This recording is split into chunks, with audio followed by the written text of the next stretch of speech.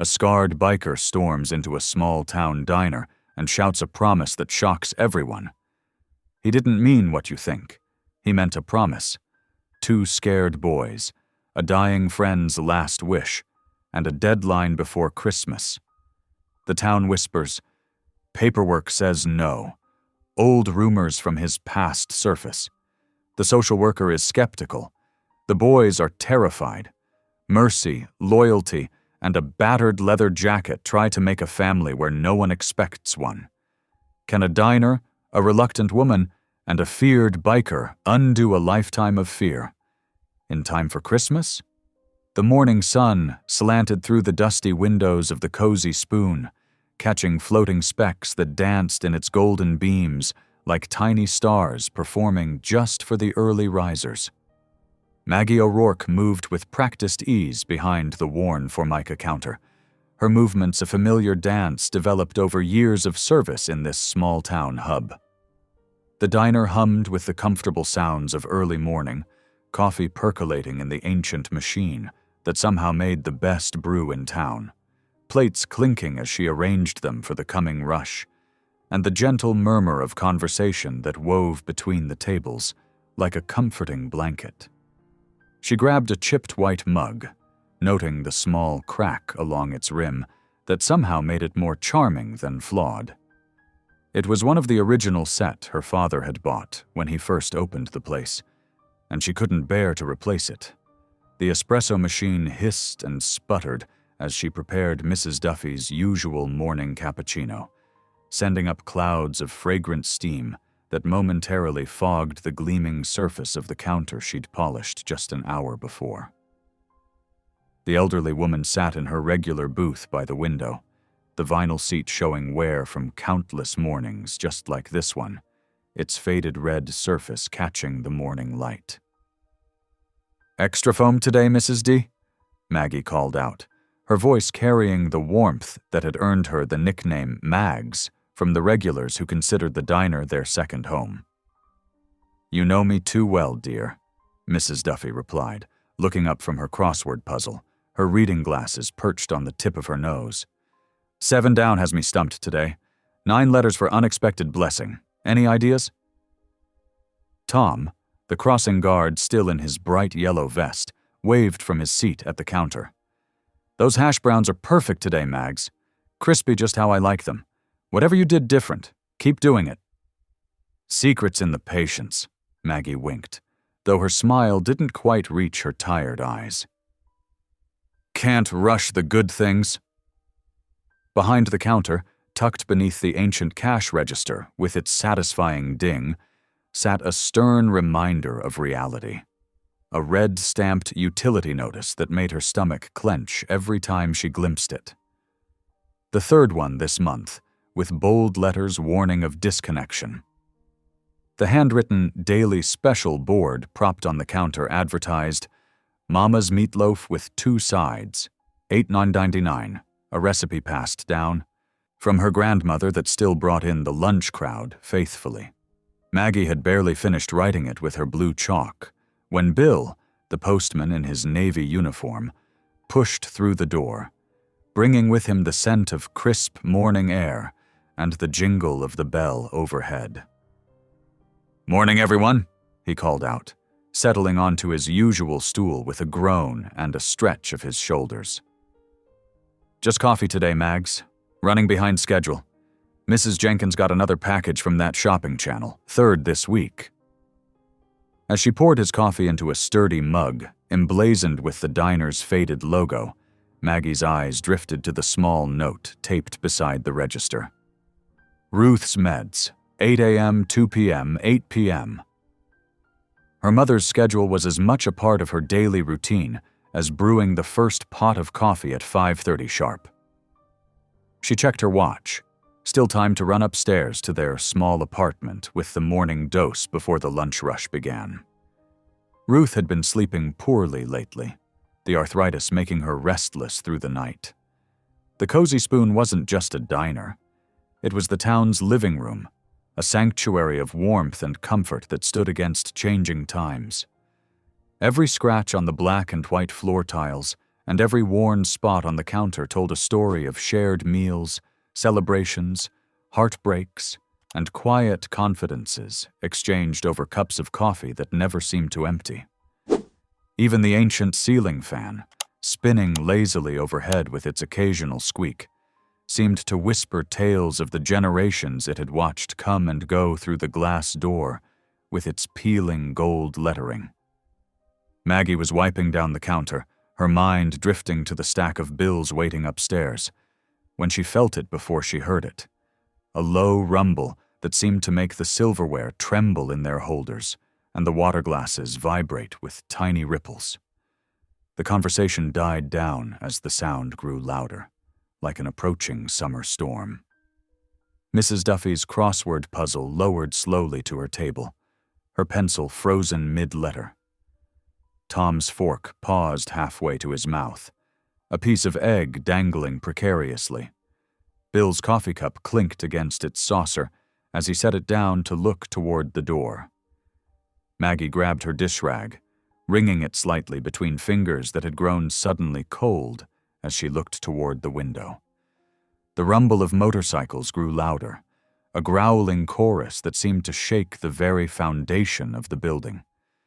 She could feel the tension rising in her familiar morning crowd, shoulders stiffening and conversations halting mid-sentence. She smoothed her apron, more out of habit than necessity, as old whispers and rumors seemed to float up from the floorboards themselves, stories of trouble and troublemakers that had thankfully bypassed their quiet town. Until now. Through the glass door of the Cozy Spoon came a man who seemed to fill the entire frame. His red hair, touched with streaks of copper in the morning light, was cut military short, bristling above a weathered face creased with lines that spoke of hard years and harder choices. A worn leather jacket hung on his broad shoulders, bearing a small, faded angel patch over the heart, the kind of emblem people in town whispered about rather than discussed openly. His hands, thick with calluses and crisscrossed with thin white scars, pushed the door wide enough for his brothers to follow, the bell above jingling nervously at his entrance. The diner fell silent. Only the hiss of the coffee maker dared to break the tension, its steady steam rising like a fragile ghost against the morning window. The regulars, farmers nursing their first cups, the hardware store owner with his newspaper, elderly ladies who'd been meeting for Tuesday breakfast for 30 years, all went still as prey animals sensing a predator. 4 more men filed in behind him, their boots heavy on the linoleum floor, each footfall echoing in the unnatural quiet. Despite their rough appearance, leather vests adorned with patches, faded denim worn thin at the knees, and tattoos climbing from wrists to disappear beneath rolled sleeves, they moved with an almost careful grace, like bulls aware of their own strength in a china shop. They hung back slightly, deferential to the red-haired man but scanning the room with practiced wariness. Mrs. Duffy's cup slipped from her arthritis-gnarled fingers, clattering against her saucer with a sound like breaking ice. The noise made several people jump, including Bert from the post office, who sloshed coffee onto his daily crossword puzzle. The red-haired man, Jonas Red Calhoun, though few in town spoke his name aloud except in hushed conversations behind closed doors, carried himself with unmistakable military bearing. His shoulders squared against invisible weight, he claimed a stool at the counter, his spine straight as a flagpole, as if he still heard drill sergeants in his ears after all these years. "Black coffee?" he said, his voice gravelly but not unkind, softer than his appearance would suggest. He placed his hands flat on the counter, palms down, as if proving he meant no harm. Maggie reached for a clean mug from the shelf behind her, very aware of his presence dominating her usually comfortable domain. Her fingers trembled just slightly as she selected the sturdy blue mug, the one she reserved for truckers and construction workers who needed extra refills. When she turned back with the pot, she found his eyes fixed on her. Not predatory or threatening, but searching and oddly vulnerable. There was something in that look, something private and intense that made her pause mid-pour, a connection that seemed to push the crowded diner away until it felt like just the two of them existed in that moment. Then Jonas stood abruptly, his stool scraping against the floor with a harsh metallic screech. The sound filled the quiet diner like a thunderclap, making the elderly Simmons twins clutch each other's hands. His voice, when it came, was deliberately loud, pitched to carry to every corner of the room. "You'll birth me 2 sons by Christmas." The words hung in the air like smoke after a gunshot. Maggie's cheeks flamed red, the coffee pot trembling noticeably in her hand, dark liquid sloshing dangerously close to the rim. Around the diner, reactions rippled like waves from a stone thrown in a still pond, nervous laughter from some corners, shocked gasps from others, whispered exchanges behind raised hands. Tom, the crossing guard, half rose from his seat, protective instinct briefly overriding common sense, then thought better of it when one of Jonas's brothers shifted slightly in his direction. Jonas's face changed, the hard mask slipping to reveal something unexpected beneath. Something like shame flickering across his features for just a moment, a flash of regret in eyes that suddenly wouldn't meet hers. His jaw worked as if chewing words he couldn't spit out. Then he barked out a harsh laugh that didn't reach his eyes, the sound hollow and forced. Without touching his coffee, he turned and strode toward the door, leather jacket creaking with each determined step. Maggie stood frozen behind the counter, the coffee pot still suspended in mid-air, confusion and hurt warring on her face as she watched his broad back disappear through the doorway. The morning sunlight briefly caught in his copper-red hair before he stepped into shadow.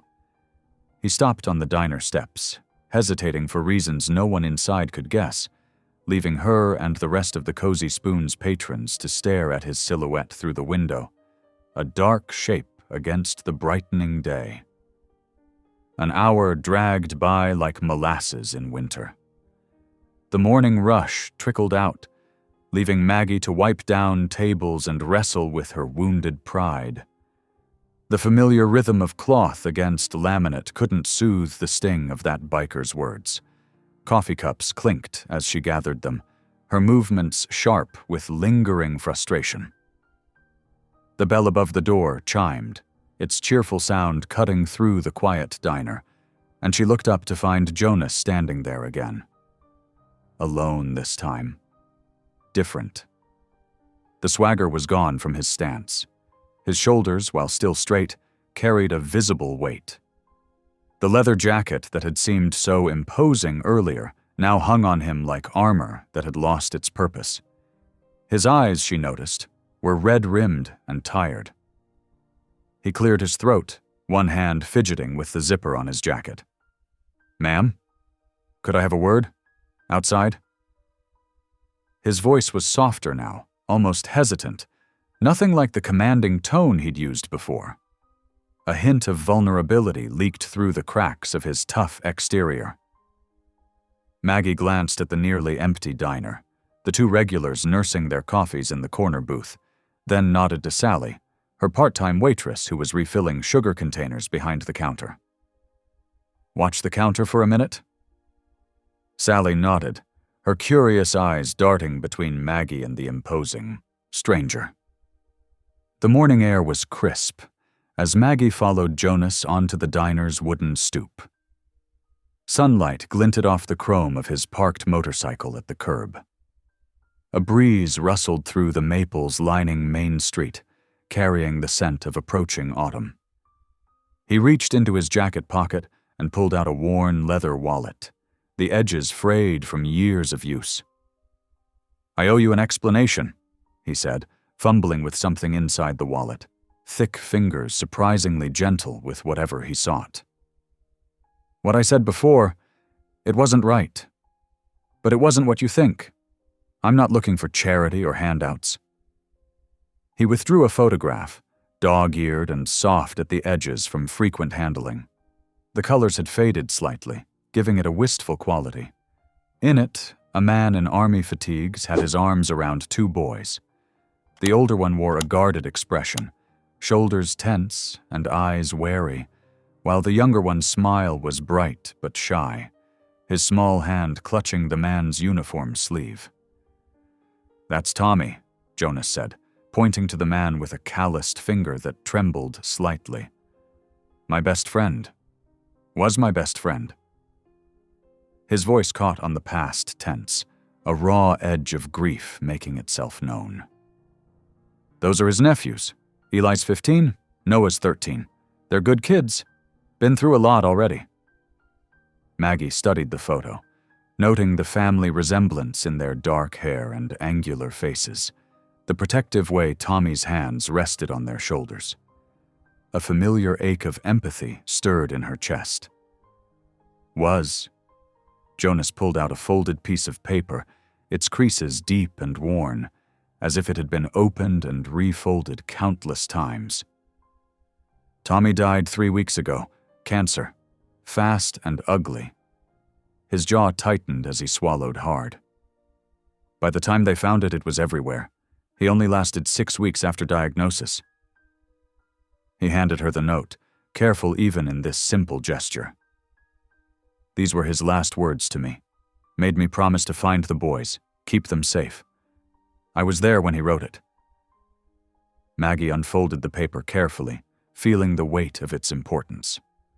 The handwriting was shaky and uneven, clearly written with great effort.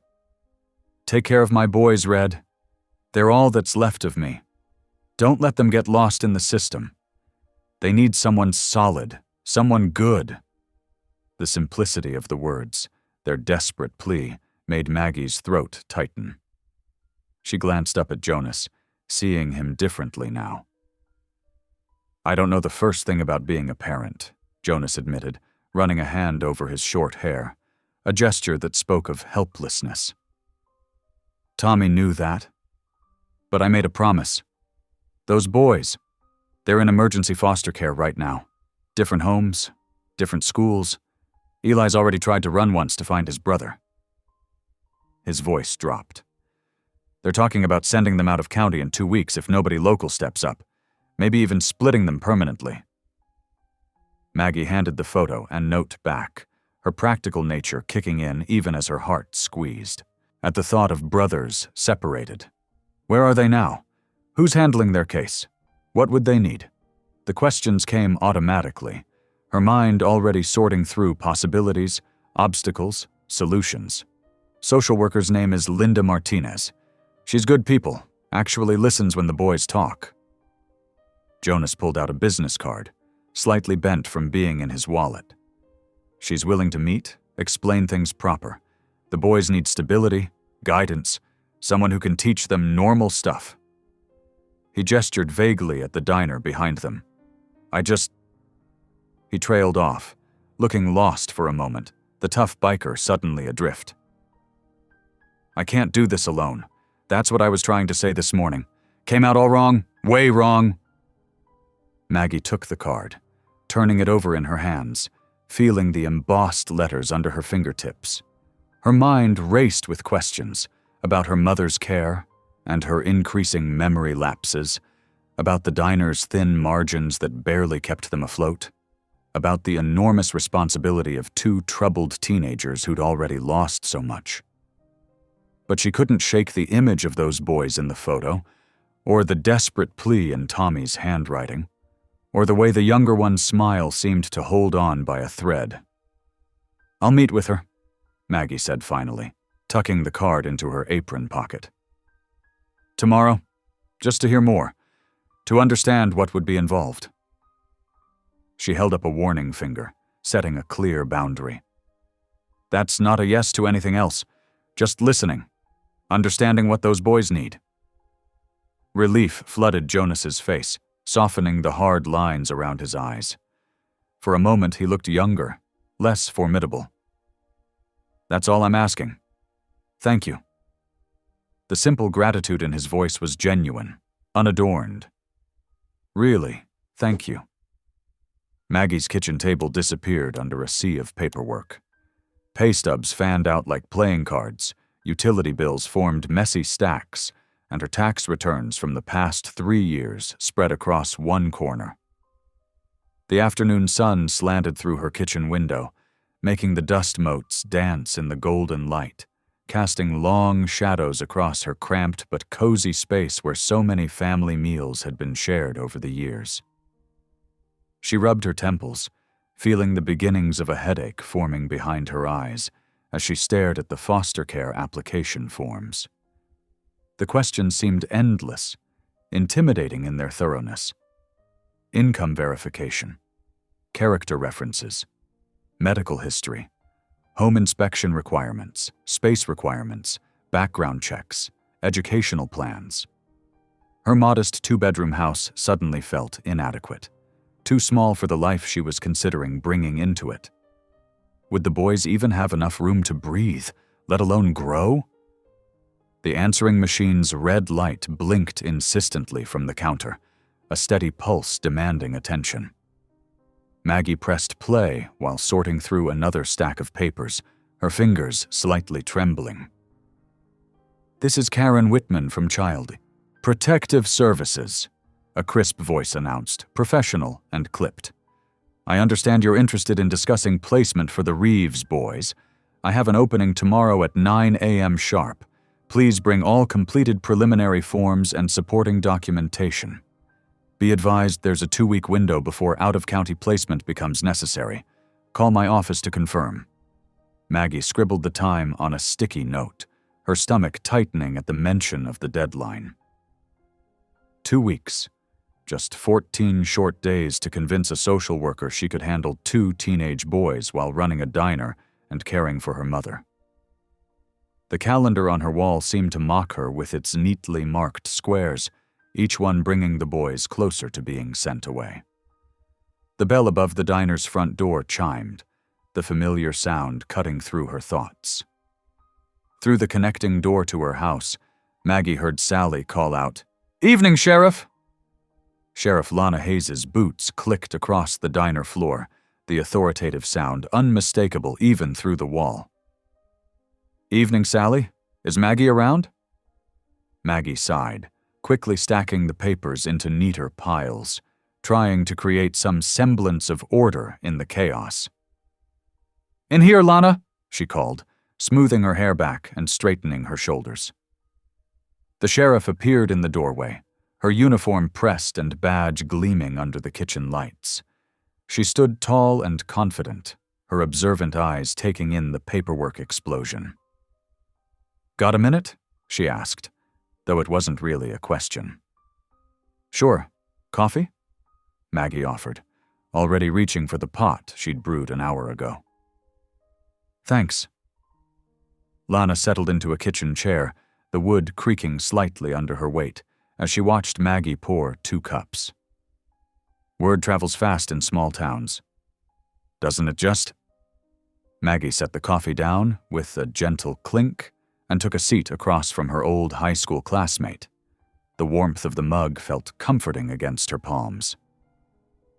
"Jonas Calhoun's quite a character." Lana stirred sugar into her cup, the spoon making tiny circles against the ceramic. "His motorcycle club has some good folks in it, do charity rides and such. They helped rebuild the Johnson place after the fire last year, donated all the labor." She paused to sip her coffee. "But they're still bikers, Mags. And those boys?" She paused, her eyes softening with genuine concern. "They've had it rough. Their mother's not in the picture, father's in prison for armed robbery. Living with their uncle wasn't exactly stable.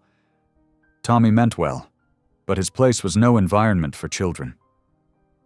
"Tommy was trying his best," Maggie said quietly, feeling defensive on behalf of a man who had always tipped generously and spoke kindly to her mother. "No doubt, but the town council's already nervous about having the brothers around more, adding troubled teenagers to the mix." Lana let the sentence hang in the air between them, heavy with implication. Her expression was sympathetic, but cautionary. Before Maggie could respond, she heard the familiar shuffle of Ruth's walker, the rhythmic metal scrape against hardwood that had become the soundtrack of their home. Her mother appeared in the doorway, crossword puzzle in hand, her silver hair neatly combed despite the late hour. "Thought I heard voices," Ruth said, easing into her usual chair with practiced movements. "Evening, Lana. Maggie, be a dear and put the kettle on. My old bones need warming." Lana finished her coffee and stood, adjusting her utility belt. "Just wanted to give you a heads up, Mags. Think it through carefully. You've got a good heart, but sometimes that heart runs ahead of your head." She squeezed Maggie's shoulder gently as she passed. After the sheriff left, Ruth spread her crossword on a clear corner of the table, peering at it through her reading glasses. 6 letters. Bringing up children. That would be raising. She gave Maggie a knowing look, her eyes twinkling with wisdom. Or maybe daring. Maggie set a cup of tea in front of her mother, the chamomile steam rising between them like a fragrant curtain. "You heard?" "Honey, the whole town heard about Jonas's dramatic announcement. Sally filled me in on the rest while you were back here drowning in paperwork." Ruth penciled in an answer, her handwriting still neat despite her arthritis. 2 teenage boys, You never do anything the easy way." "Mom, I'm not criticizing. Lord knows those boys need someone." Ruth tapped her pencil against the paper, a habit she'd had for as long as Maggie could remember. "But you're already stretched thin with the diner and taking care of your old mother. Barely have time to breathe some days, let alone raise 2 boys who've seen more trouble than most adults." "You're not a burden," Maggie said automatically, the response worn smooth like a river stone from years of repetition. "Didn't say I was, but I am a responsibility."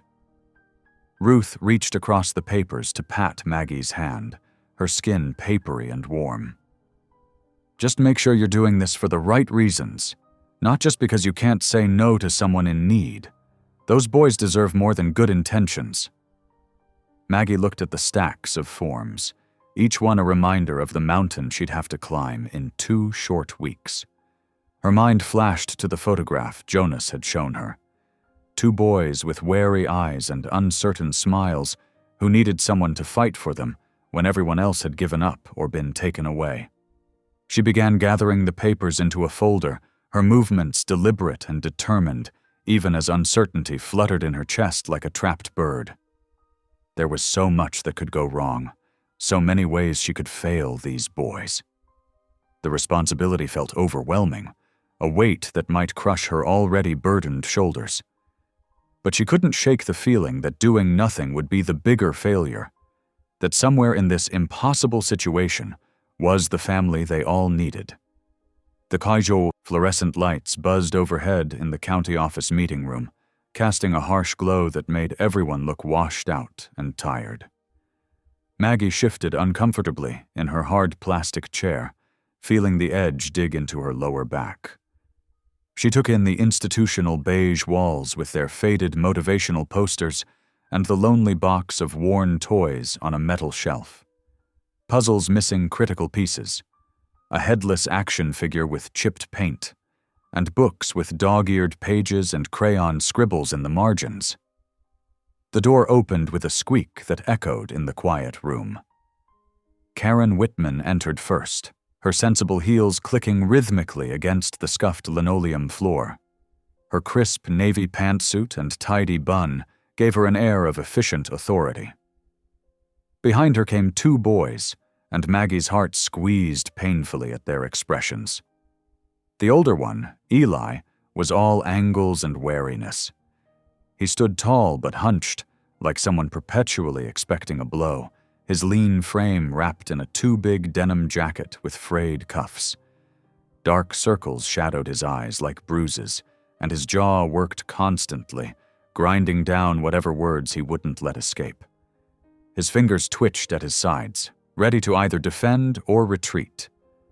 Noah, the younger brother, stayed so close to Eli's side he was practically hidden in his shadow. Smaller and slight, with hair that needed a trim falling across his forehead, he clutched something to his chest. What looked like an old envelope, its edges soft and worn from handling, corners rounded from countless openings and closings. His eyes darted around the room, taking in Jonas by the window, Maggie at the table, the door behind them, as if mapping escape routes. "Please, sit down," Karen said, gesturing to the chairs across from Maggie. Her voice was neither warm nor cold, just professionally neutral. The boys took their seats with hesitation. Eli's posture remained rigid, shoulders tense and back straight, while Noah seemed to fold in on himself, making himself smaller, his thin shoulders curving inward protectively over the precious envelope. "Ms. O'Rourke has expressed interest in providing temporary placement while we process the paperwork," Karen explained, her tone measured and matter-of-fact, as she placed a manila folder on the table. "Mr. Calhoun has requested to be present as a family friend." Jonas nodded from his position by the window, but didn't move closer. His large frame was deliberately still, hands tucked into his pockets. Maggie appreciated his instinct to give the boys space. It showed a sensitivity she knew existed beneath his rough exterior. "I brought something," Maggie said, reaching for her well-worn canvas bag. She pulled out a carefully wrapped package, the scent of sweet chocolate and buttery crust escaping as she set it on the table. "Chocolate cream pie from my diner.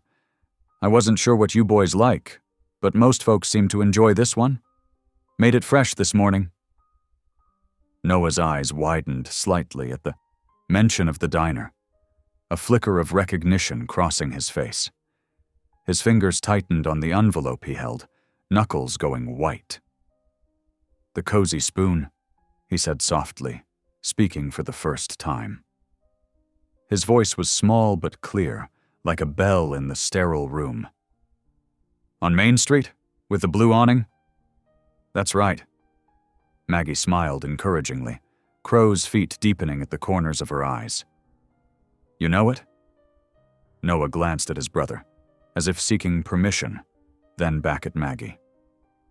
Slowly, with careful movements, he smoothed out the crumpled envelope on the table with the reverence of someone handling a sacred object. "I went there once, a long time ago, to deliver this. I remember because of the bell over the door, it made a nice sound." Maggie leaned forward, looking at the familiar handwriting on the envelope, studying the military APO address in the corner. Memory stirred like a warm current. A small boy on a mission, a letter from overseas, determined little fingers holding out the envelope. "I remember," she breathed, wonder filling her voice. "You brought a soldier's thank you note. He'd eaten at the diner before deploying. Said our meatloaf reminded him of his mama's cooking." Noah nodded, some of the tension visibly leaving his shoulders. A tiny smile, like a shy bird testing its wings, touched his lips. "You gave me hot chocolate, with extra whipped cream, and you didn't make me pay." "And you made a perfect whipped cream mustache," Maggie recalled, her voice warm with the memory. "Wore it so proud until your brother wiped it off with a napkin." Even Eli's rigid posture softened slightly at this exchange, the permanent furrow between his brows easing just a fraction. He studied Maggie more carefully now, less like a threat and more like a puzzle he needed to solve, head tilted slightly to one side. "The diner has an apartment connected to it," Maggie explained, spreading her hands on the table. 2 bedrooms, a living room with a window seat that gets the morning sun. My mother lives with me. She's good company, loves crossword puzzles and old movies. Makes a mean batch of oatmeal cookies, too. There's space if you'd like to try staying there. Just for a week to see how it feels. No pressure." Karen cleared her throat, pen poised over her forms. "Any placement would be contingent on completed background checks, home inspection, and several other requirements," she interjected. "The process has specific protocols that must be—" "Yes," Noah said suddenly, cutting through Karen's procedural explanation. He looked at Eli, eyes wide and pleading. Please? We could try? I remember it smelled good there. Like cinnamon. Eli's jaw worked again, a muscle jumping in his cheek. He looked at Jonas, who had been silent throughout the exchange. You'll be around? Not just saying it? The question carried the weight of too many broken promises. Every day, Jonas promised, his deep voice steady and certain. Whatever you need. Morning, noon, or middle of the night. One call, and I'm there. He held Eli's gaze without wavering, a silent pact forming between them. Eli turned back to Maggie, studying her face for any sign of deception. 1 week, he said finally, each word measured and cautious. We'll try 1 week, but if it doesn't work out, then we figure something else out, Maggie finished for him, not pushing or rushing. No hard feelings either way. I'll start the paperwork, Karen said, pulling more forms from her briefcase with brisk efficiency. In the meantime, we can arrange supervised visits, perhaps starting next Monday after the initial... Today, Noah interrupted, surprising everyone with his boldness. He was still holding the old letter like a talisman, his thumb tracing its edge. Can we start today? Please? The hope in his voice hung fragile in the air. Karen looked at the hopeful faces around the table. Even Eli's contained a hint of something less guarded, a tiny crack in his armor of distrust, and nodded, her professional demeanor softening just slightly. I'll need some signatures first, and there will be follow-up visits, frequent ones. Noah's smile bloomed fully then, transforming his face. Under the table, his small hand found his brother's wrist and squeezed. Over the next 2 days, the rhythm of life at the Cozy Spoon shifted and expanded like bread rising in the oven. The apartment above the diner, usually quiet except for Ruth's TV shows, filled with new sounds and tentative connections that seemed to breathe life into spaces that had grown too still. That first afternoon, Maggie gathered the boys in the small kitchen, sunlight spilling through the faded yellow curtains onto the worn countertops. Cooking is just following steps, she explained, laying out carrots, celery, and onions in neat rows before them. We'll start with soup. It's forgiving if you make mistakes. That's the beauty of it. Even when things don't go perfectly, they can still turn out wonderful. Noah watched intently as she demonstrated how to hold the knife safely, his eyes wide and focused on her every movement. His small hands mimicked her motions, carefully cutting carrots into uneven chunks, with his tongue caught between his teeth in concentration. Eli hung back at first, arms crossed against his chest like a shield, eyes darting between the door and the activity, but gradually drifted closer when Maggie showed them how to sauté the vegetables in the cast-iron pan that had belonged to her grandmother. You can smell when the onions are ready, she said, wafting the warm, aromatic steam towards them with her hand.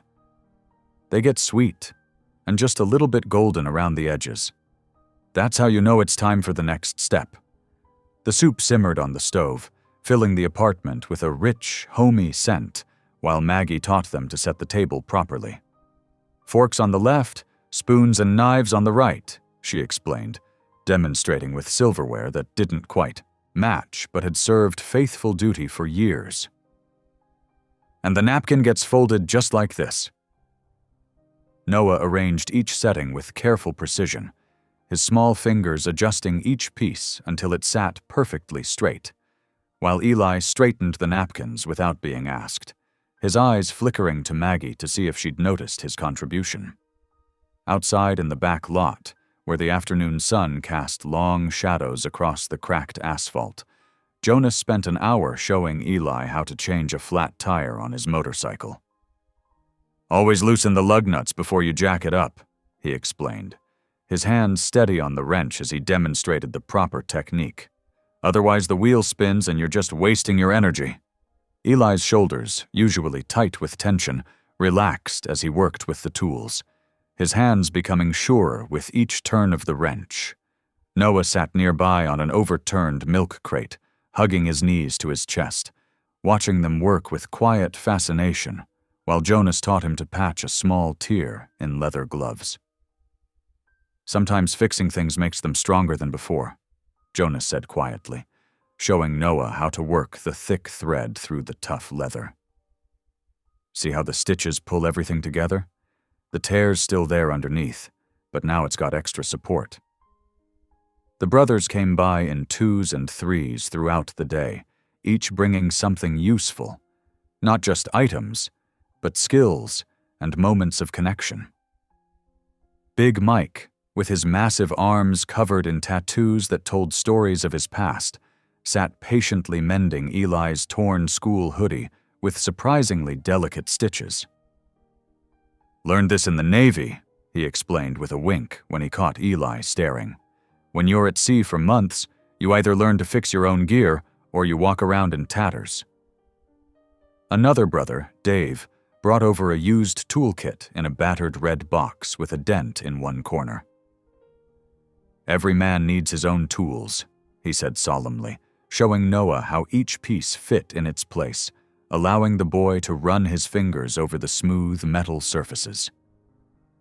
In the evenings, after the diner closed and dishes were put away, Maggie read aloud from old books she'd kept from her own childhood, the pages yellowed, but the stories still vibrant.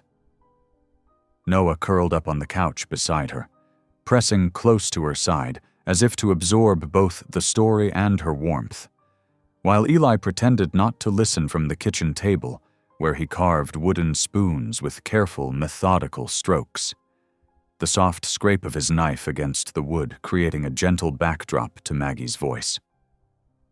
Jonas sat quietly in the corner armchair, watching Eli's technique, and occasionally offering a suggestion about the grain of the wood or how to hold the carving knife to prevent blisters.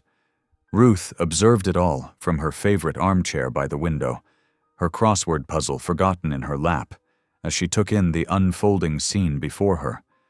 Her sharp eyes missed nothing, not the way Noah helped clear the dishes without being asked, or how Eli always made sure his brother had eaten before taking his own portion, or the gentle patience in Maggie's voice when she explained something new. Slowly, her pinched expression of concern began to soften, the deep worry lines between her eyebrows easing as the days passed.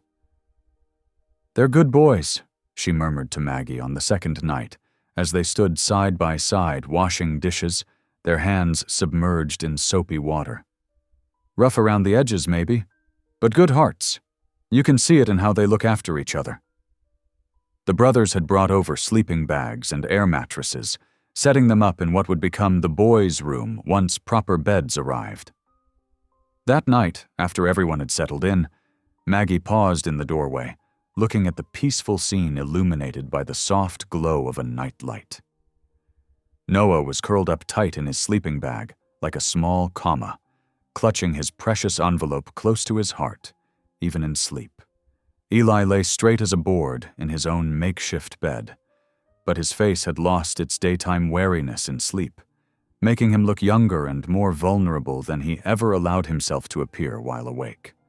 Maggie found Jonas on the back porch, leaning against the weathered wooden railing and looking up at the stars that punctured the velvet darkness above. The night air carried the sweet scent of the linden trees that lined the street, mixing with the leather of his jacket and the faint aroma of motor oil that seemed permanently embedded in his skin. "Thank you," he said, without turning around, his voice unusually soft in the quiet night. "For giving them a chance, for seeing past the rough stuff to what they could be." The morning sun hadn't yet reached the courthouse steps when Maggie arrived, clutching a manila envelope stuffed with papers. She'd been up since 4, triple-checking every form before the diner's breakfast rush. Pastor Tom met her at the clerk's office, his familiar presence helping ease the knot in her stomach. "I've written letters for both you and Jonas," he said, handing her 2 sealed envelopes. 20 years of watching you serve this community with grace speaks volumes about your character." The clerk processed their paperwork with agonizing slowness, stamping each page while Maggie tried not to fidget. "Emergency guardianship requires proof of stable income," the clerk droned, pushing her glasses up her nose. Across town, Jonas stood in Mike's motorcycle repair, hat in hand. Mike, a gruff man with oil-stained hands, nodded as Jonas explained the situation. "I can show steady work for the past year," Mike said, pulling out a thick ledger. "The brothers bring all their repairs here." Other brothers appeared throughout the morning, each carrying receipts and paperwork. They formed a small assembly line at one of the diner's back tables, organizing everything by date. Their careful attention to detail surprised Maggie. These men she'd once thought of as troublemakers, now sorting, papers with reading glasses perched on their noses. At home, Ruth's noon medications almost got missed in the chaos. Maggie rushed upstairs when her phone alarm chimed, finding Ruth confused about which pills she'd already taken. "Let me help, Mom," Maggie said gently, counting out the correct doses while Ruth grumbled about managing fine on her own. Outside the diner, Eli had taken it upon himself to sweep the sidewalk. The morning regulars watched him work, their usual whispers dying down as they saw his careful attention to the task. Mrs. Duffy, who'd been particularly vocal about those bikers, stopped to watch. "Thank you, young man," she said, surprising everyone, including herself. "That's very thoughtful." Eli ducked his head, mumbling something that might have been, "You're welcome?" But Maggie saw the small smile he couldn't quite hide. The social worker arrived precisely at 2 o'clock.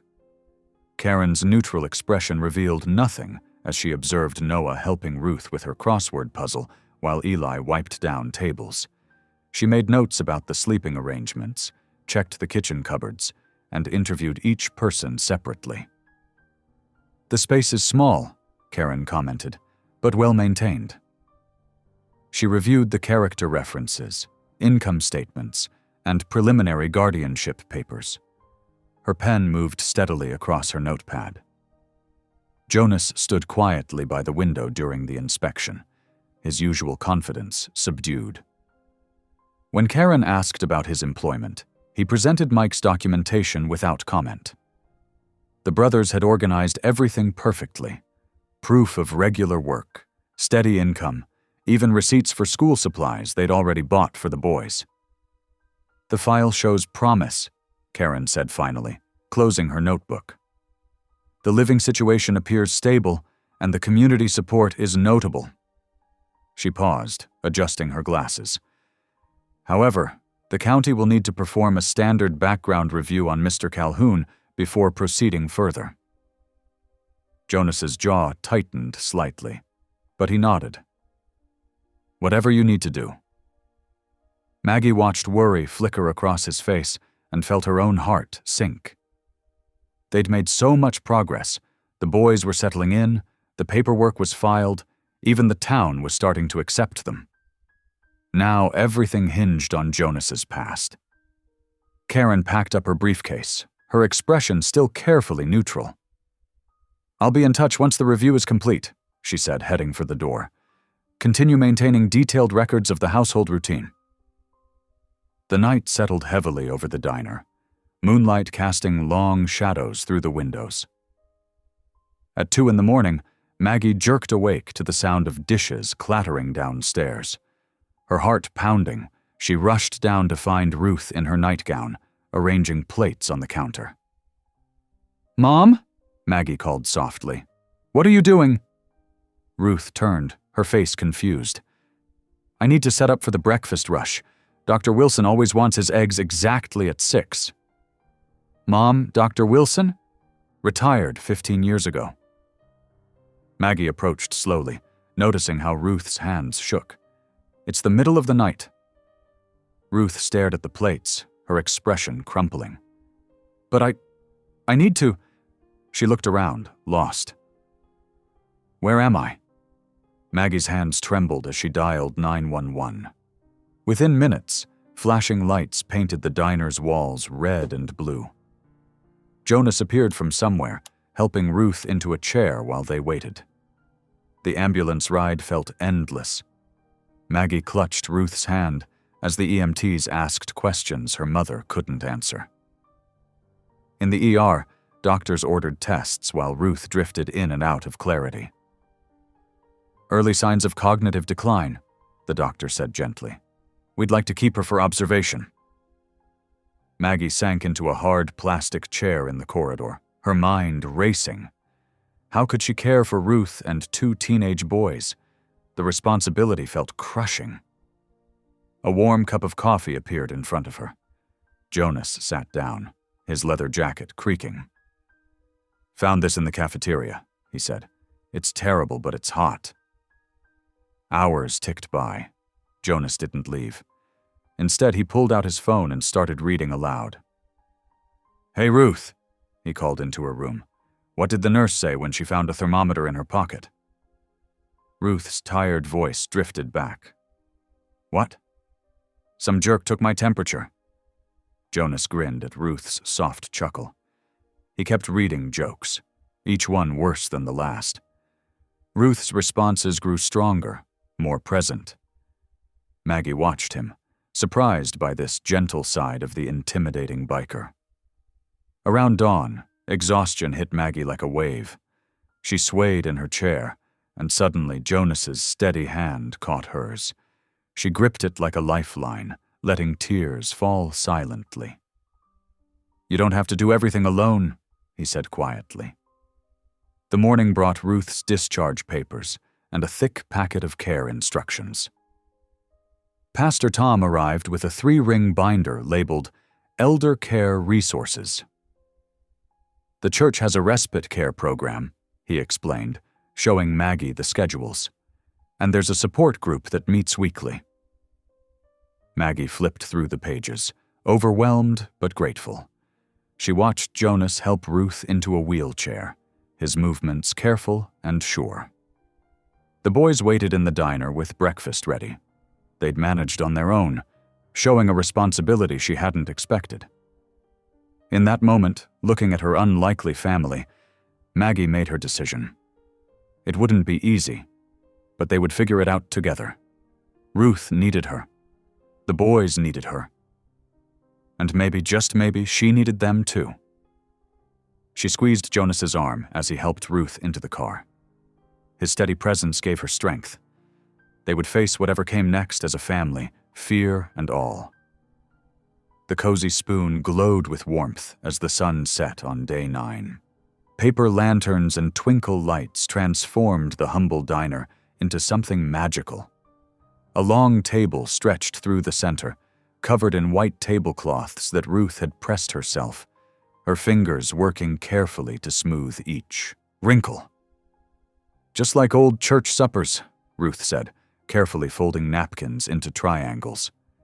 Her hands moved with renewed purpose, steadier than they'd been in days. Jonas's brothers worked with surprising grace, setting out plates and silverware. Big Mike, with his tattooed arms, delicately arranged water glasses while Tank carefully positioned chairs. The mix of leather jackets and careful domestic touches created an oddly touching scene. In the kitchen, Maggie stirred enormous pots of her famous potato soup, humming as she worked. Her cheeks were flushed with joy and the steam from the stove. Eli and Noah moved around her like satellites, carrying bread baskets and helping to portion out the soup into serving bowls. "You boys ready?" Maggie asked, adjusting Noah's collar. "Yes, ma'am," Noah replied with a grin. Eli just nodded, but his eyes shone with pride. The guests began arriving at 7. Pastor Tom led his congregation members in, followed by Sheriff Lana Hayes and various townspeople who'd been skeptical just days before. The brothers guided everyone to their seats with unexpected politeness. Jonas stood at the door, greeting each person with a firm handshake. He'd traded his usual leather jacket for a clean button-down shirt, though his boots were still scuffed. Pastor Tom rose first, lifting his water glass. "Friends," he began, his voice warm and clear, "we're here tonight to celebrate something remarkable. In times of need, small towns show their true hearts. And this town's heart? It's bigger than any of us knew." The boys began serving soup, moving carefully between chairs. Noah beamed as Mrs. Duffy praised his steady hands. Eli's shoulders straightened with each "thank you" he received. An older man in a veteran's cap stood next, clearing his throat. "Most of you don't know this, but 3 years ago, my truck broke down 20 miles out of town. Middle of winter, late at night. Jonas here, he fixed it right there on the roadside. Wouldn't take a dime. That's the man I know." Murmurs of approval rippled through the crowd. Jonas ducked his head, uncomfortable with the praise. Sheriff Lana Hayes set down her spoon, her face softening. "When I was 12, she said quietly, but the room hushed to listen. "My parents died in a car accident. A neighbor took me in, raised me like her own. Sometimes family isn't what we expect. Sometimes it's better." The room grew still with understanding. Maggie wiped her eyes with her apron, and Ruth reached over to squeeze her hand. As dessert was served, the atmosphere grew celebratory. The brothers taught Eli and Noah an old road song, their deep voices mixing with the boys' younger ones. Mrs. Duffy chatted with Ruth about recipes. Pastor Tom and Sheriff Hayes discussed community programs that could help support the unusual new family. Maggie stood in the kitchen doorway, watching it all. Jonas appeared beside her, their shoulders barely touching. "Thank you," she whispered. He shook his head. "This is all you, Mags. You made this happen." Their eyes met in the twinkling lights. Something unspoken passed between them, understanding, gratitude, and perhaps something more. The moment held, tender and full of possibility. From the table came a burst of laughter. Noah was attempting to teach Tank a complicated handshake, while Eli grinned, showing a brother how to fold a napkin into a swan the way Ruth had taught him. The room buzzed with warmth and acceptance. What had seemed impossible days ago now felt natural, as if the pieces of their unlikely family had always been meant to fit together this way. The morning light filtered through the diner windows, casting long shadows across the counter where Maggie sorted through the day's mail. Her fingers paused on a plain envelope with no return address. Inside was a printout of an old newspaper article, the edges yellow with age. The headline read, "Motorcycle Gang Riot Leaves 3 Injured." Her heart sank as she spotted Jonas in a grainy photo, standing at the edge of a chaotic scene. Though he wasn't involved in the violence, his presence was unmistakable. The phone rang, making her jump. It was Karen Whitman, her voice tight with professional concern.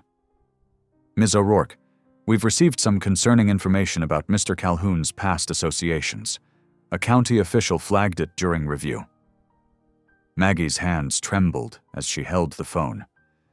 "He wasn't involved in anything violent." "There's more," Karen continued. "A former girlfriend filed allegations years ago. They were dismissed, but given the circumstances—" "Who sent this information?" Maggie demanded.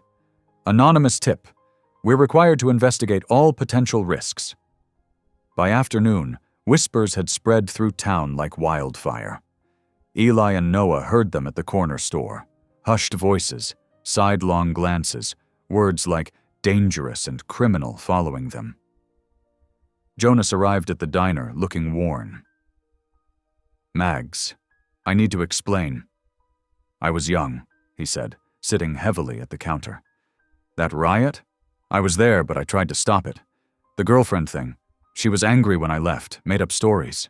It was dismissed." Before Maggie could respond, she noticed the empty booth where the boys had been sitting. The back door swung slightly in the breeze. "They're gone," she whispered. Panic gripped them both. Jonas strode to his motorcycle while Maggie grabbed her car keys. "I'll check the east side," he said. "You take west." The autumn night was cold as they searched. Maggie drove past the old train bridge, her headlights sweeping the shadows. Empty. The high school stadium yielded nothing but fallen leaves and silence. Jonas checked every alley and side street, his worry growing with each passing minute. These boys had already lost so much. How could they prove worthy of their trust now? Finally, near midnight, Maggie's headlights caught a flash of movement at Memorial Park. The playground equipment cast strange shadows, and there, on a wooden bench, were two huddled forms. She called Jonas, then approached slowly. Eli sat awake, protecting his sleeping brother. His eyes were red but defiant. "Everyone thinks he's bad," Eli said, his voice cracking. "They'll never let us stay." Maggie sat beside them, her heart aching. "People are scared of what they don't understand. But Jonas, he's trying so hard to be better, to be what you need." Jonas's motorcycle rumbled up, then fell silent. He walked over but stayed back, giving them space. "I'm not perfect," he said roughly. "Made mistakes. But I promised Tommy I'd take care of you boys. I aim to keep that promise." Noah stirred, blinking awake. "Can we go home?" he asked in a small voice. The word home hung in the air between them, fragile and precious. The next morning, Karen's call shattered their hope. "I'm sorry," she said. "The review came back negative. Without additional character references or proof of rehabilitation, I cannot recommend placement. You have until Christmas, but—" She paused. "The odds aren't good." Maggie set down the phone, her hands shaking. Through the diner window, she could see Jonas teaching the boys how to change oil in his bike. They looked like family. In less than 2 weeks, that could all be gone. The night air bit cold and sharp as they gathered on the memorial bench. Train tracks stretched into darkness behind them, steel rails gleaming under the yellow park lights. Noah huddled close to his brother, his breath making small clouds in the November chill. Maggie pulled her cardigan tighter and watched the boys' faces. Eli's jaw worked, clenching and unclenching as he stared at his hands. "Everyone leaves," he said finally, voice rough. "Or they shuffle us somewhere new. Like we're just furniture nobody wants." Jonas stood a few feet away, his leather jacket creaking as he shifted. "Tommy never wanted to leave you boys." "Then where is he?" Eli's words cracked like ice. Jonas pulled something from his pocket, a wrinkled photograph. He handed it to Eli, who held it where Noah could see. The streetlight showed Tommy's face, younger and smiling, with his arms around both boys. "Last day I saw him," Jonas said, the words coming slow and heavy. "He knew he was dying. Cancer. He made me promise right there in the hospital." He swallowed hard. "Said you boys were all that mattered. Said find you, keep you safe." Noah touched the photo with trembling fingers. "I remember this day. He took us fishing." Maggie watched tears slip down Noah's cheeks. She wanted to hold him but waited, letting him choose. "I'm scared," Noah whispered. "Every time I start to feel safe, everything changes." "Me too, honey," Maggie said softly. "I can't promise nothing will change, but I can promise to keep trying every single day." Eli's shoulders hunched. "I'm nobody," he muttered. "Just another kid in the system. Number 37 this year, probably." "You're Eli," Jonas said firmly. "You're the kid who carved that wooden spoon perfect on the first try. Who figured out how to fix Ruth's walker when it squeaked? Who looks out for your brother like it's breathing?" Silence settled between them. A train whistled in the distance, long and lonely. "Tommy died on a Tuesday," Jonas continued, his voice rough. "Sky was real clear.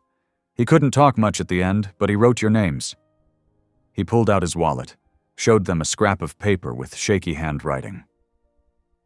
"Said you boys deserved better than his mistakes. Asked me to be better too."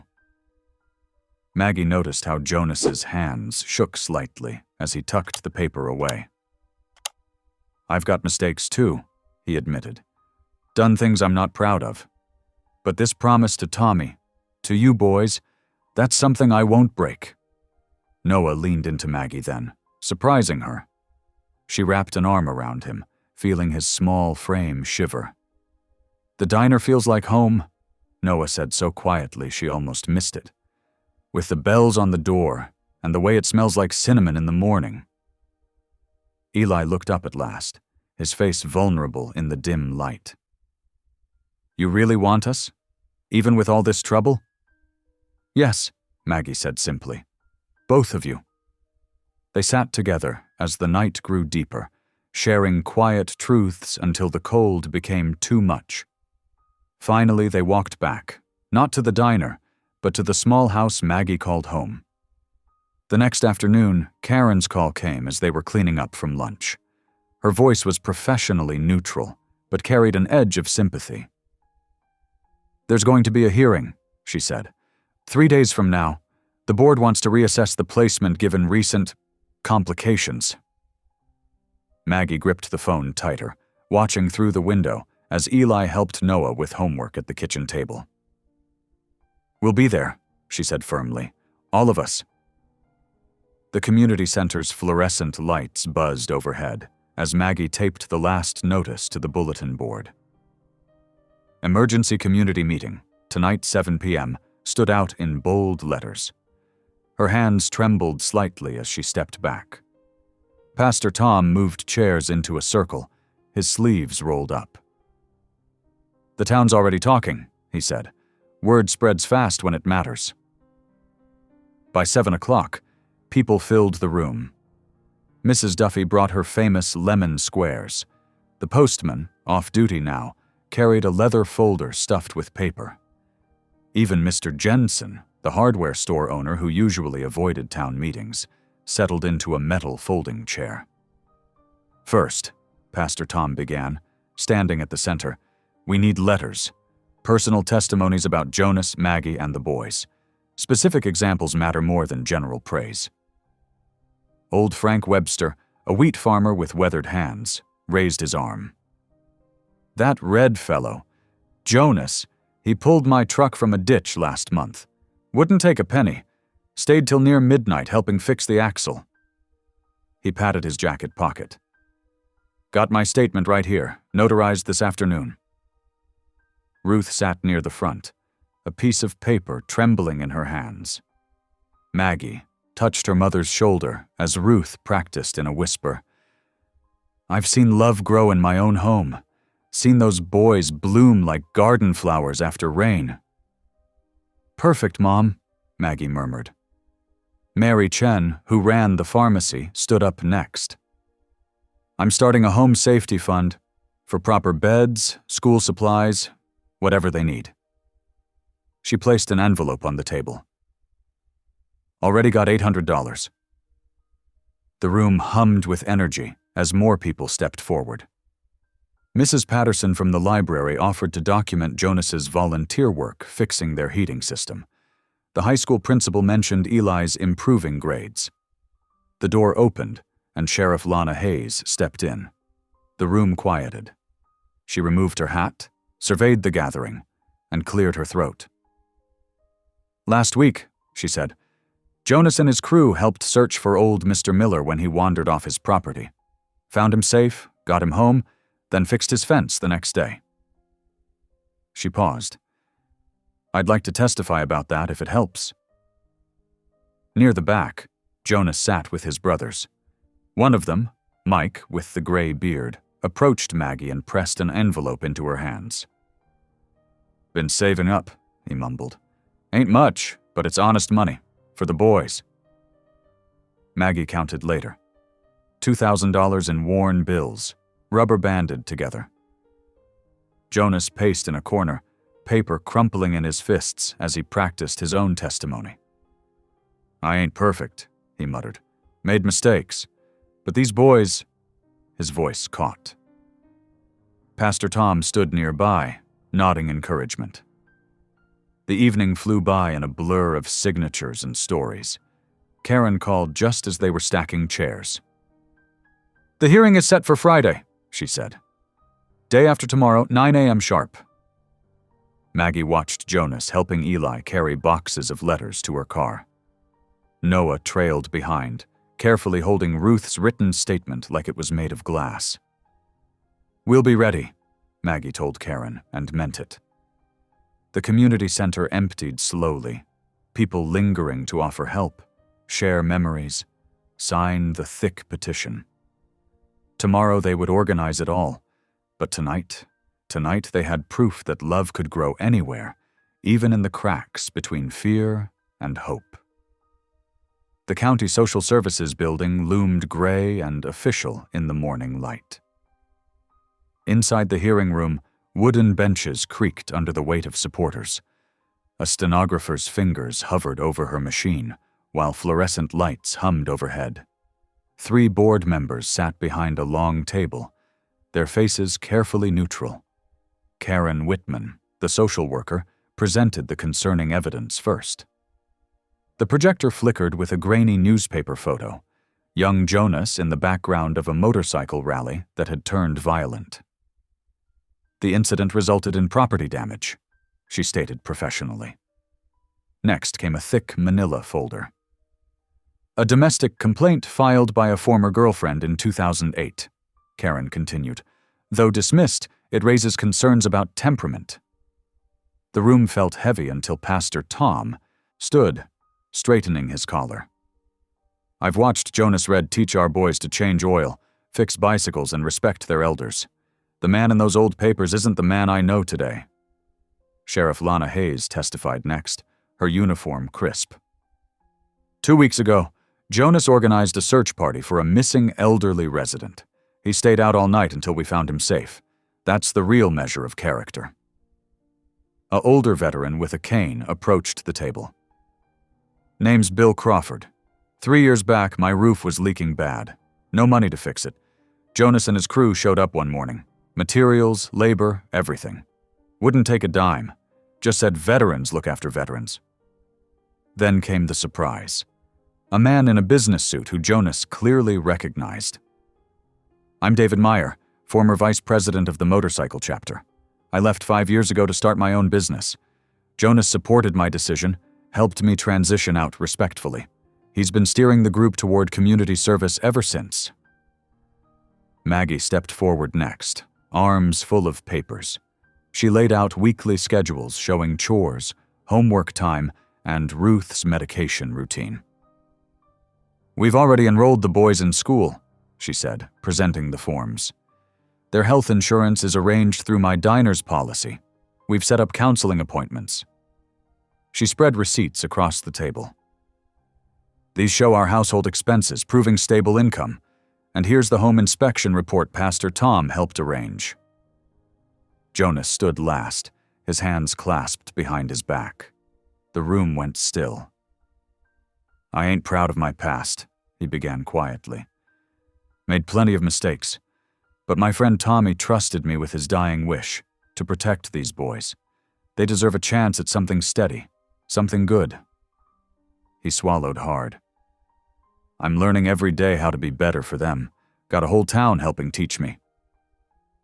The board called Eli and Noah in separately. Eli spoke first, tall and serious. I know what bad homes feel like, he said. This isn't one. Maggie teaches us stuff, cooking, budgeting. Jonas shows us how to fix things. For the first time, I'm not just waiting to get moved again. Noah's voice was softer but clear. Ruth lets me help with her crosswords. Jonas reads to us sometimes, and he pulled out the soldier's letter from years ago. Maggie remembered me from when I was little. They remember us. They keep us. The board conferred quietly. The head member adjusted her glasses. Based on compelling community testimony and clear evidence of a stable home environment, We grant emergency temporary guardianship for 60 days, pending final review. She looked directly at Jonas and Maggie. Continue the excellent documentation and demonstrate consistent care. We'll reassess for permanent placement after the probationary period. The tension broke like a wave. Noah burst into tears, burying his face in Maggie's shirt. Eli's shoulders shook as Jonas wrapped an arm around him. Ruth's fingers found Maggie's and squeezed tight. Pastor Tom started gathering the paperwork while the brothers hugged each other, some wiping their eyes quickly. Sheriff Lana nodded once, satisfied, and slipped out quietly. 60 days, Maggie whispered, holding her boys close. We can do this. Over the next 7 days, the rhythms of daily life settled into place like dust after a storm. The morning after the hearing, Maggie sat at her kitchen table with a stack of school enrollment forms, carefully printing the boys' information in neat block letters. Middle name? She asked Eli, who was buttering toast nearby. Don't have one, he replied, then added more softly, maybe someday. Jonas threw himself into preparing for the final review. On Tuesday, he attended his first anger management group at the community center. He sat quietly in the circle of chairs, listening to others share their stories. When his turn came, he spoke about wanting to be worthy of the trust placed in him. The home safety inspection came on Wednesday. A stern-faced woman checked smoke detectors, examined cabinet locks, and measured the spacing between stair railings. Maggie had spent the previous evening with the brothers, installing child-proof latches and covers on electrical outlets, even though the boys were teenagers. Better safe than sorry, she'd said, and Jonas had nodded, drilling another anchor into the wall. Not everyone celebrated their small family. The local paper published a concerned letter to the editor, warning about dangerous elements in their peaceful town. Maggie found it crumpled behind the diner's counter, clearly hidden by one of her staff to protect her feelings. That afternoon, a regular customer muttered something about those people ruining the neighborhood.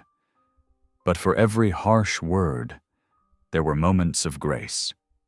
Ruth sat in her usual chair by the window, teaching Noah how to do crossword puzzles. 4 letters, family member, she read. Home, Noah answered without hesitation. Ruth smiled and penciled it in.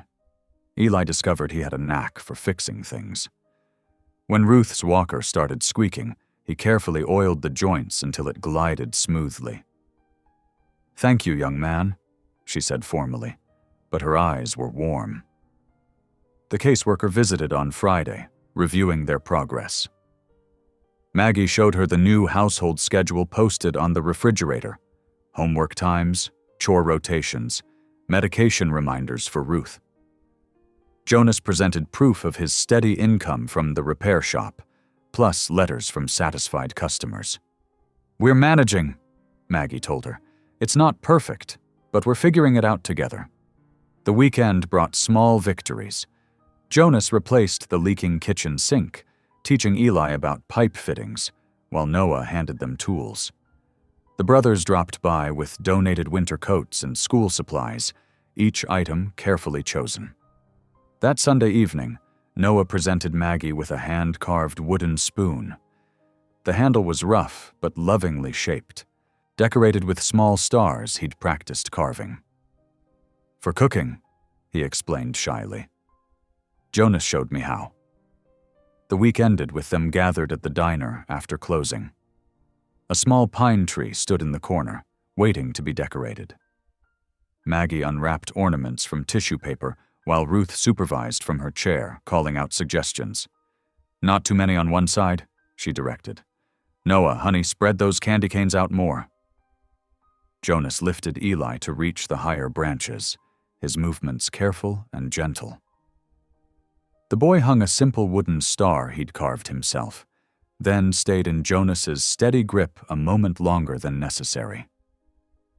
Maggie watched them all, her unexpected, precious family, as they created their first holiday together. The tree wasn't magazine perfect, but the mismatched ornaments and slightly crooked star told their story, broken pieces becoming whole day by patient day. In the 3 days leading up to Christmas, Pine Grove transformed into a winter wonderland. Snow dusted the streets like powdered sugar, and the Cozy Spoon's windows glowed with strands of twinkling lights. The diner buzzed with activity during its fundraiser nights. Maggie had organized special dinner events where proceeds went to the community center repairs. The brothers, led by Jonas, were fixing up the old building's heating system and patching its leaky roof to prepare for the children's Christmas party. "Pass me that wrench," Jonas called to Eli, who was eagerly helping with repairs. The boy's quick hands were becoming skilled at tool work, and his pride showed in his careful attention to each task. At the diner, Noah helped Maggie bake dozens of cookies, his small fingers carefully cutting out star shapes. "These are for the carolers," he explained seriously to Ruth, who sat nearby stringing popcorn garlands. Pastor Tom coordinated the caroling night, gathering townspeople on the square. Even Sheriff Lana joined in, her voice surprisingly sweet on Silent Night. The brothers stood in the back row, their deep voices adding rich harmony to "O Holy Night." During a quiet evening walk through the fresh snow, Maggie and Jonas paused under the town's giant evergreen. Their breaths made clouds in the cold air. "Thank you," Maggie said simply, "for everything." Jonas's hand found hers, warm and steady. "This town," he replied. "This place. It's becoming home." Back at the house, Ruth sat in her favorite chair while Maggie read The Night Before Christmas. Noah curled up at Ruth's feet, and Eli pretended not to listen while carving at the kitchen table. "You're doing the voices wrong," Ruth laughed, sounding younger than she had in months. "Santa needs to be more jolly." The boys spent hours creating ornaments for their tree. Eli's wooden airplane took shape slowly, each detail carved with patience. The propeller even turned, and he'd painted it red like Jonas's hair. Noah crafted an intricate paper star, carefully folding and refolding until it was perfect.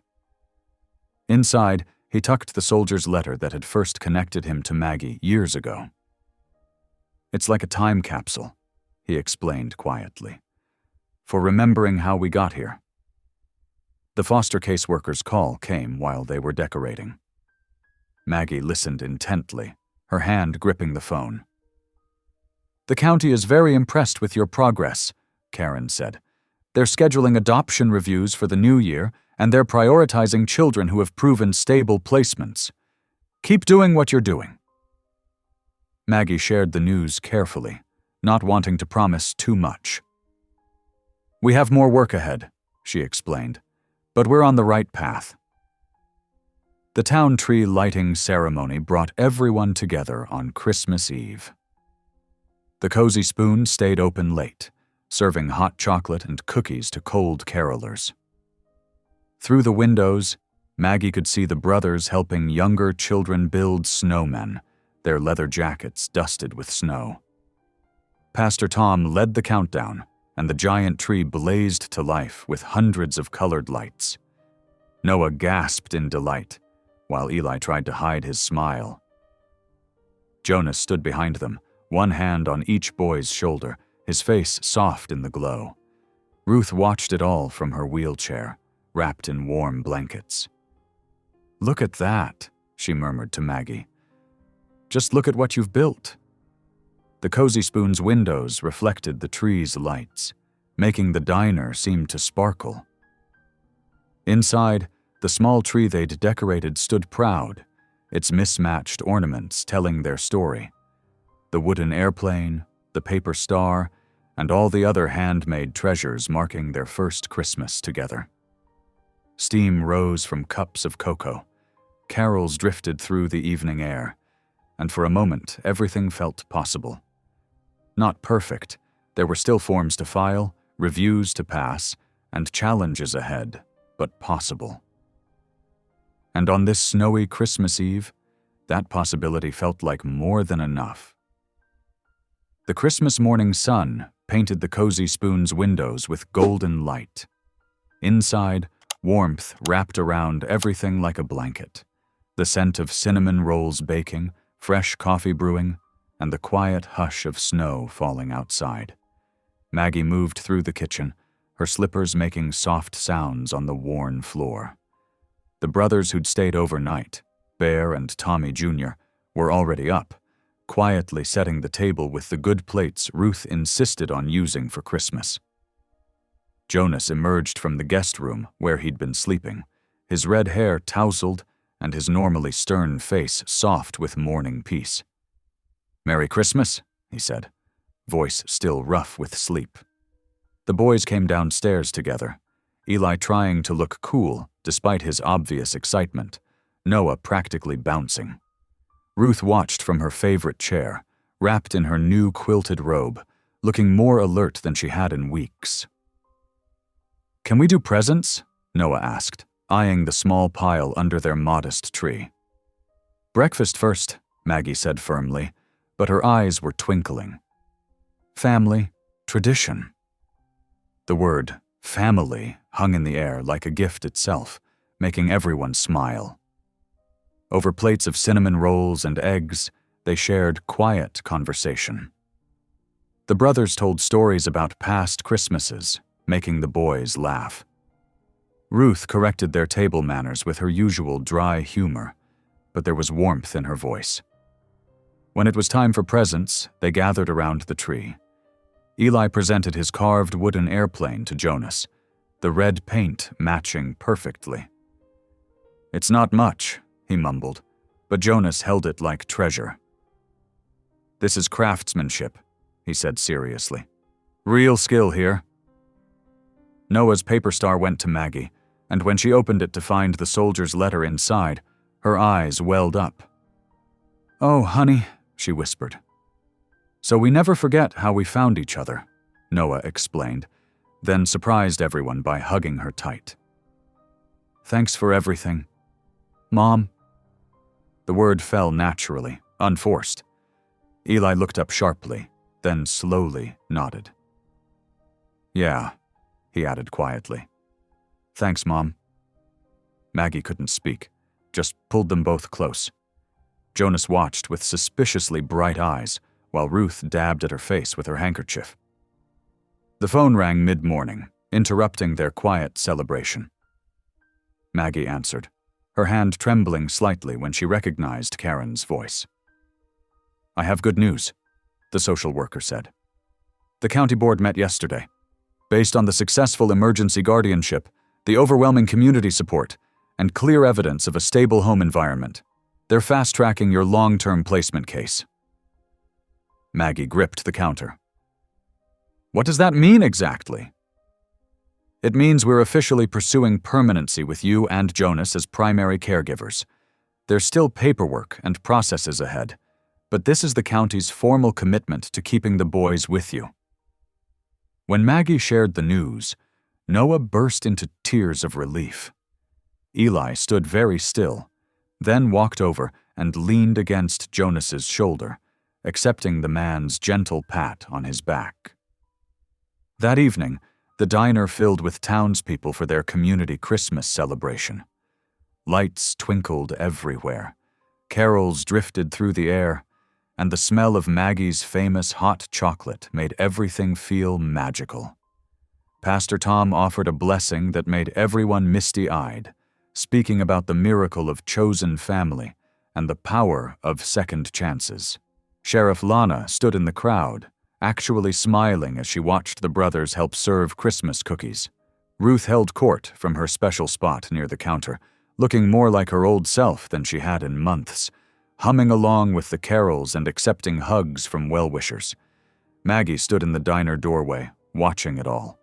Snow fell softly outside, each flake catching the light like a tiny star. Jonas came up beside her, slipping his arm around her waist as they watched the boys playing checkers with Bear and Tommy Jr. "You helped birth us into a family," Jonas said softly, echoing his clumsy first words from weeks ago. But this time the phrase held only truth and tenderness.